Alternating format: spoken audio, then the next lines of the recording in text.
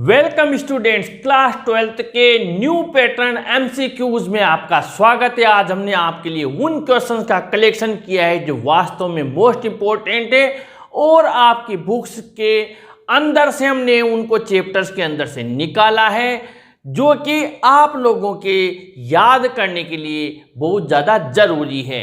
आइए देखते हैं पहला question. It was in honor of this last lesson date he had put on his fine blank space clothes। और इसमें चार ऑप्शन आपको दिए गए हैं। जिन स्टूडेंट्स को टेस्ट देना है वो टेस्ट भी दे सकते हैं ताकि उनका सेल्फ इवेल्यूशन हो, और जिन्हें पता नहीं है वो सीधा इसे याद भी कर सकते हैं।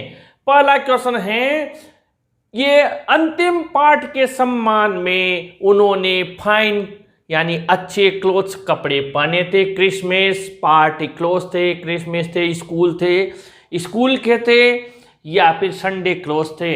इसका सही आंसर आएगा आपके D, fine Sunday clothes. Number 2, will they make them sing in German even the, ये भी आपके द लास्ट लेसन चैप्टर से ली गई लाइन है और इसमें कहा गया है क्या वो इन्हें भी जर्मन भाषा में गाना सिखा देंगे। इवन इनको भी, किनको, बर्ड्स को, पैरट्स को, पिजन्स को, कुकूज को। चार ऑप्शन है और इसका सही आंसर है सी, पिजन्स। और आगे बढ़ते हैं। मोर देन रेग picker families live in Seemapuri.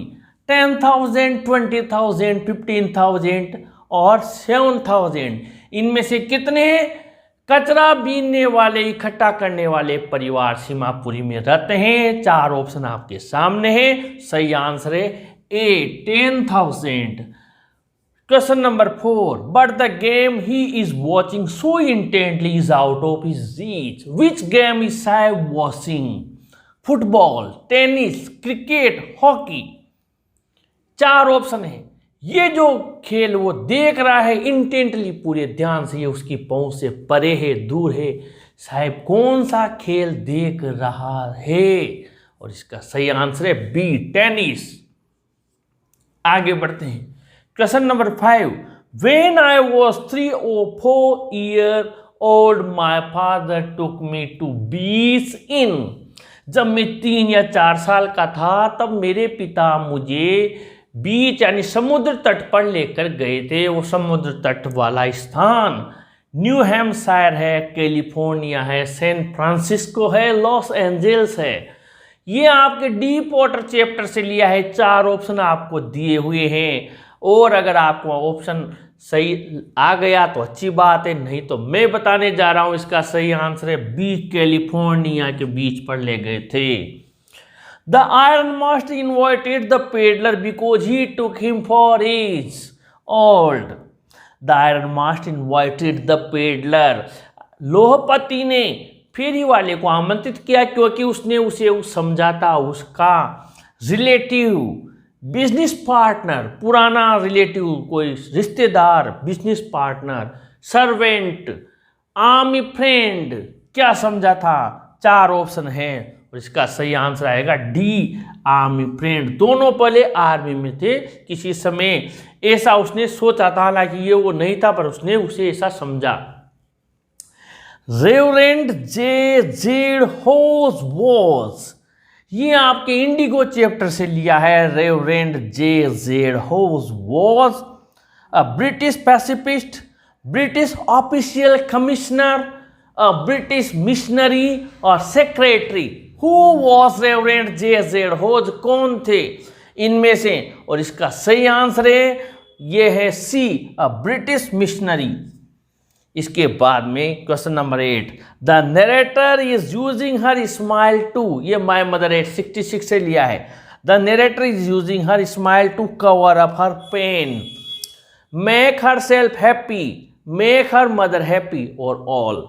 यानी कि जो नरेटर है वो स्माइल यूज में ले रहा है, यानी मुस्कुरा रही है। यहाँ पर कवित्री क्यों मुस्कुरा रही है?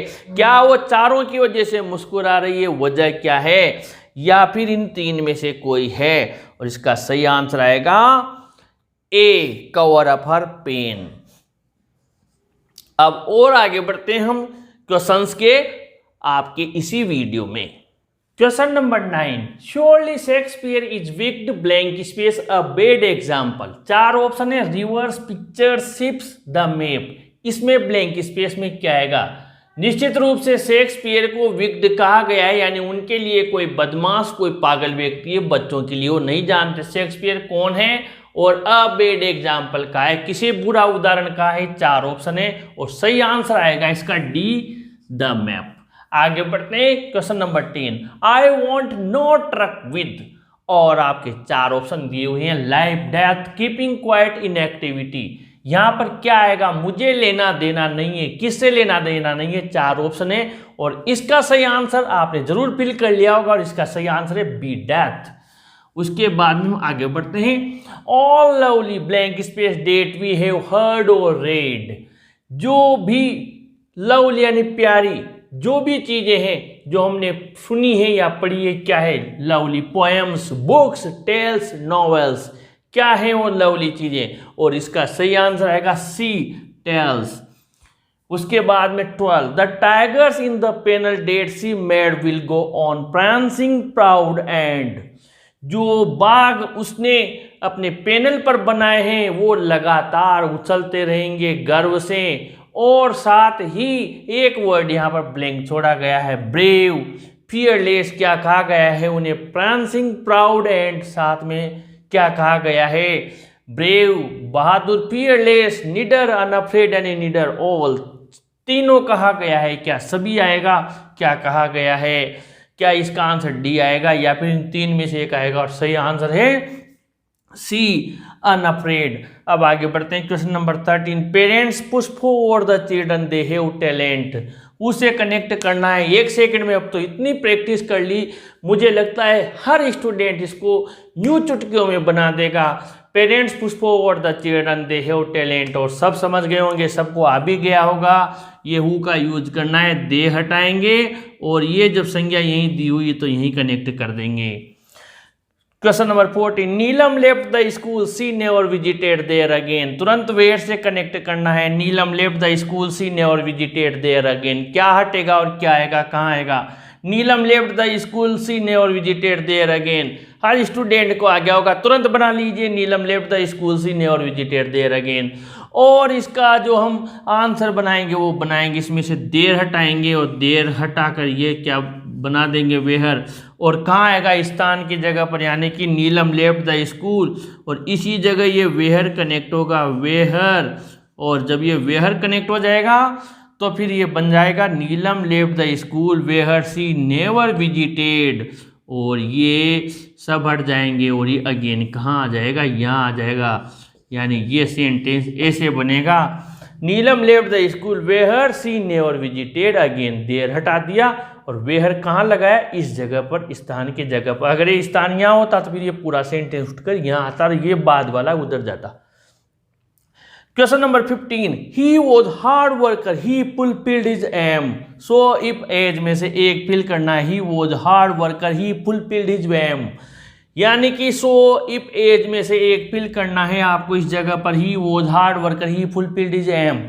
और यहाँ पर आप अपना आंसर तुरंत लिख लीजिए क्योंकि इतना ही समय मिलेगा वहाँ बोर्ड एग्जाम में भी। और इसका सही आंसर आएगा और वो आएगा एज। क्यों आएगा? एज का मतलब होता है क्योंकि वो कठोर परिश्रमी था। एज का मतलब यह निकला है क्योंकि वो कठोर परिश्रम था इसलिए उसने उसका लक्ष्य पूरा कर लिया। सो का मतलब होता है इसलिए वो कठोर परिश्रमी था।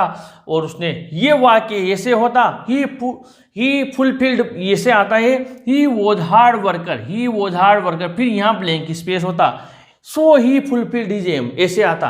और इफ का मतलब तो यहाँ कंडीशनल तो है नहीं, आएगा ही नहीं। It is winter we feel cold when until as soon as में से क्या आएगा? It is winter we feel cold. एक आपको ऑप्शन का चुनाव करना है, when until as soon as में से। और इसका सही आंसर रहेगा वेन। क्यों रहेगा? कि जब सर्दी होती है तब हमें सर्दी यानी कोल्ड यानी ठंडी महसूस होती है, ठंड महसूस होती है, वेन। अब अंटिल यानी जब तक सर्दी होती है, ये सुने जैसे सर्दी होती है तो बैठ ही नहीं रहा, तो यहाँ आएगा when. How did he a wallet full of money come by come round में से क्या आएगा? How did he a wallet full of money come by और कम राउंड में से क्या आएगा। और इसका जो सही आंसर है आप अपने मन में सोचे क्या आएगा कम बाय कम राउंड में से। और इसका जो सही आंसर है वो है कम बाय। कम बाय का मतलब होता है अचानक किसी चीज़ का पा जाना, प्राप्त हो जाना, मिल जाना।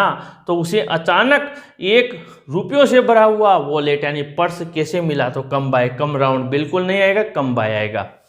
You should work hard to blank space this job.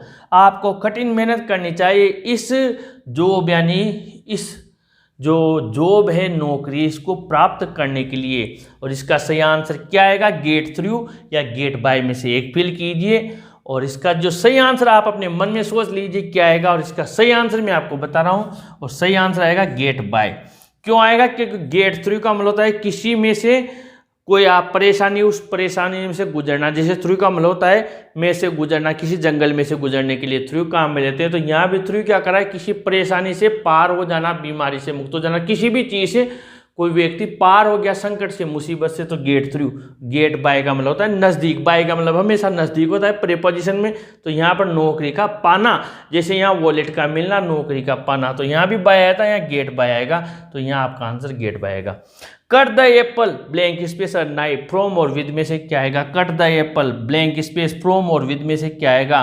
Cut the Apple from a knife या विद अ नाइफ क्या आएगा। कट द एप्पल फ्रॉम या विद में से। और किसी भी चीज़ को जब हम औजार के रूप में काम में लेते हैं तो मैंने पहले भी समझाया था, यहाँ पर विद यूज में आता है। Please pay attention blank space on your studies आएगा या टू योर स्टडीज आएगा। Please pay attention blank space on your studies आएगा या टू योर स्टडीज आएगा। एक फिल करना है प्लीज पे अटेंशन। और इसका सही आंसर आएगा, इसका सही अटेंशन टू, इसलिए अटेंशन के साथ फिक्स प्रीपोजिशन होता है to. Please pay attention to your studies. 20 question लिए हैं, बहुत मेहनत कर रहे हैं आप लोगों की सफलता के लिए। प्लीज इसे अपने स्टूडेंट्स, अपने फ्रेंड्स तक जरूर पहुंचाइए। और अगर आपको किसी भी प्रकार की परेशानी हो तो कमेंट बॉक्स में जरूर लिखिए। हम और मेहनत करेंगे, लेकिन हमारा एक ही लक्ष्य है, आपको 100 आउट ऑफ 100 दिलवाना। इस वीडियो को जरूर शेयर करें, जरूर लाइक करें और अपने चैनल को भी जरूर सब्सक्राइब करें स्टूडेंट्स। Thank you.